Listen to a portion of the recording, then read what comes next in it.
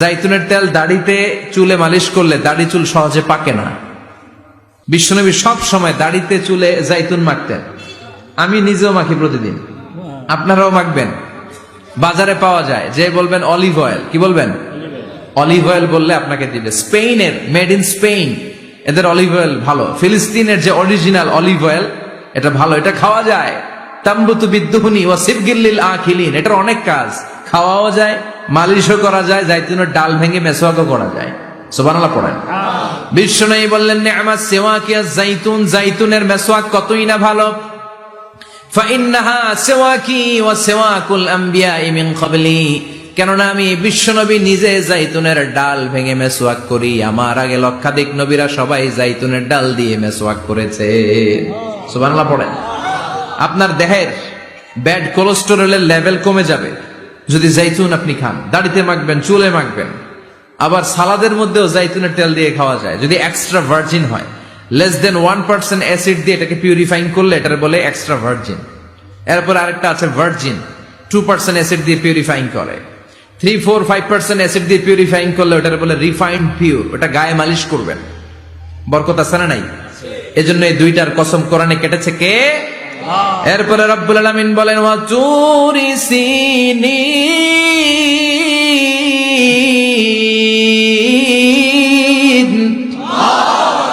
আমি তিন আর জাইতুনের কসম যেমনি কোরআনের মধ্যে করলাম, সাথে সাথে তুর পাহাড়ের কসম কাটলাম। সুবহানাল্লাহ পড়েন।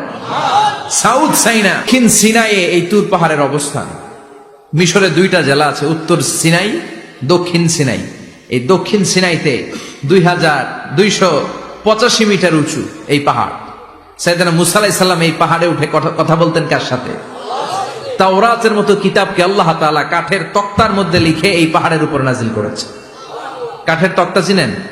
কাঠ দিয়ে মোটা মোটা তক্তা বানায় না? আল্লাহ নিজ হাতে তাওরাত লিখে এই কাঠের তক্তাগুলো সাইয়েদনা মুসা আলাইহিস সালামকে দিলেন, বললেন যাও, এটার মধ্যে হেদায়েত আছে, নূর আছে, বুরহান আছে, নিয়ে যাও, বনি ইসরায়েলের কাছে দাওয়াতের বাণী পৌঁছে দাও, তুমি বার্তাবাহ, যাও।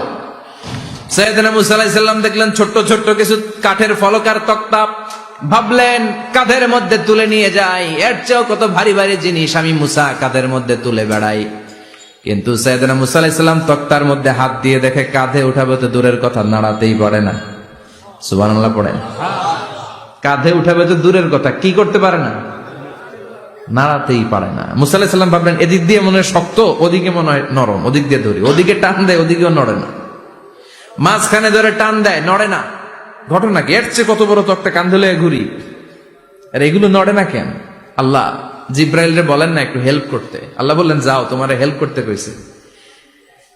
মুসা আলাইহিস সালাম বললেন ভাই জিব্রাইল তুমি এদিক দিয়ে ধরো, আমি ওদিক দিয়ে ধরি। আমরা এরকম ধরে বলি না মারো টান হেইয়ো, এই দুজনে হেইয়ো হেইয়ো শুরু করছে, কিন্তু তক্তা নড়ে না। মুসা আলাইহিস সালাম বললেন চলো পজিশন চেঞ্জ করি, তুমি এদিকে আমি ওদিকে, মারো টান আরো জোরে, কিন্তু তক্তা নড়ে না। মুসা আলাইহিস সালাম বললেন আল্লাহ জিব্রাইলের যে সঙ্গী ফেরেশতা 11 বলো না একটু হেল্প করতে। আল্লাহ বলে যাও হেল্প করে আসো।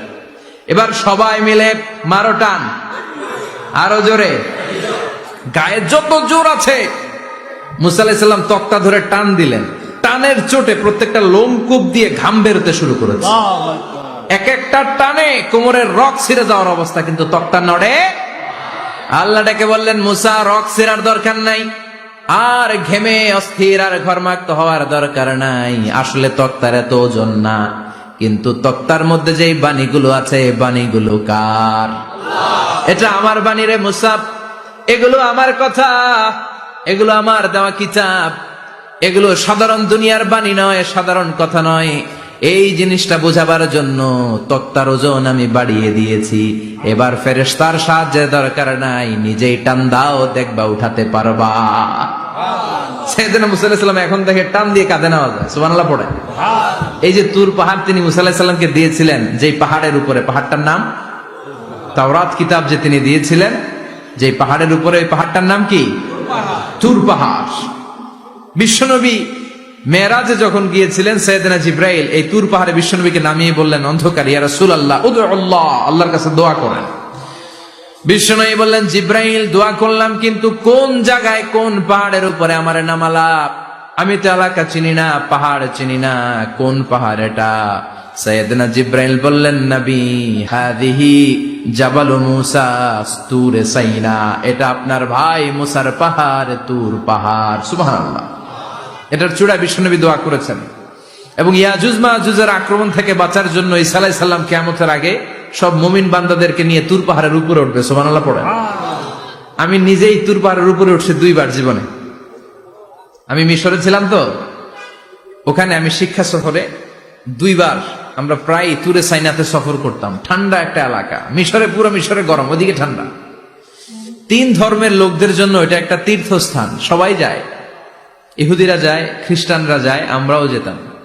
মাঝরাতে তুর পাহাড়ে উঠতে হয়, ফজরের সময় পৌঁছতে হয়, আবার 7টা-8টার দিকে ব্যাক করতে হয়। 10টা-11টার পরে সূর্যের তাপে পাথরের পাহাড় এত গরম হয়, ওখানে কোনো মানুষ দাঁড়িয়ে থাকতে পারে না। আমরা উঠতেছি কাঁধের মধ্যে ব্যাগ নিয়ে, খ্রিস্টানরা উঠতেছে, ইহুদিরা উঠতেছে। ওটার উপরে খ্রিস্টানদের একটা চার্চ আছে, গির্জা। ইহুদিদের আছে একটা ছোট্ট সিনাগগ। ইহুদিরা যে জায়গায় নামাজ পড়ে ওটারে কি বলে? সিনাগগ। খ্রিস্টানরা যেটাতে নামাজ পড়ে ওটারে বলে চার্চ, গির্জার। আমরা যেটাতে নামাজ পড়ি মসজিদ। আমাদের একটা মসজিদ আছে ছোট। ফজরের সময় উঠলাম, উঠে তাকিয়ে দেখি সূর্য কিরণে পুরো তুর পাহাড়ের সিলসিলাতুল জিবাল, পাহাড়ি রেঞ্জ ঝিকিমিকি আলোতে সূর্যের কিরণে চমৎকার এক আভা, রক্তিম আভা ধারণ করেছে। সবাই মিলে আল্লাহর কাছে দোয়া করলাম। এই তুর পাহাড়ের কসম কেটেছে কে? রব্বুল আলামিন বলেন, ওয়াত-তিনি ওয়াজ-যাইতুনি ওয়া তুরি সিনিনা ওয়া হাদাল বালাদিল আমিন। তিনের কসম, জাইতুনের কসম, তুর পাহাড়ের কসম, আর এই নিরাপদ শহরের কসম। এই নিরাপদ শহর দ্বারা উদ্দেশ্য হচ্ছে মাক্কাতুল মুকাররমা। নিরাপদ শহর দ্বারা কোন শহর উদ্দেশ্য? মক্কা। যে মক্কার আগের নাম ছিল বাক্কা। মক্কার আগের নাম সবাই বলেন বাক্কা। মক্কার নামে আল্লাহ কোরআন একটা সূরা দিয়েছে, সূরার নাম সূরাতুল বালাদ। লা উকসিমু বিহাযাল বালাদ ওয়া আনতা হিল্লুম বিহাযাল বালাদ। সুবহানাল্লাহ পড়ে। আবার এই শহরের নাম দিলেন আল্লাহ উম্মুল কুরা, জনপদ সমূহের মা। এই শহরের মধ্যে যারা এই প্রবেশ করবে, নিরাপত্তা দিবে কে? আবার এই শহরের মাঝখানে আল্লাহ এমন একটা ঘর তৈরি করেছে, গোটা বিশ্বের সব মুসলমান ওই ঘরের দিকে মাথা নুইয়ে সিজদায় লুটিয়ে পড়ে। সুবহানাল্লাহ পড়েন। ইন্না আউওয়ালা বাইতি উদিআ লিন-নাস লাল্লাযী বিবাক্কাতা মুবারাক। এই কাবা ঘরকে কেন্দ্র করে প্রতিদিন 120টা রহমত নাজিল হয়। চিল্লায় বলেন তো কয়টা? 60 লিত-তাইফিন, 60টা রহমত যারা তাওয়াফ করে তাদের জন্য। 40 লিল-মুসাল্লিন, 40টা রহমত যারা নামাজ পড়ে তাদের জন্য। 60 আর 40-এ কত? বাকি আছে কয়টা?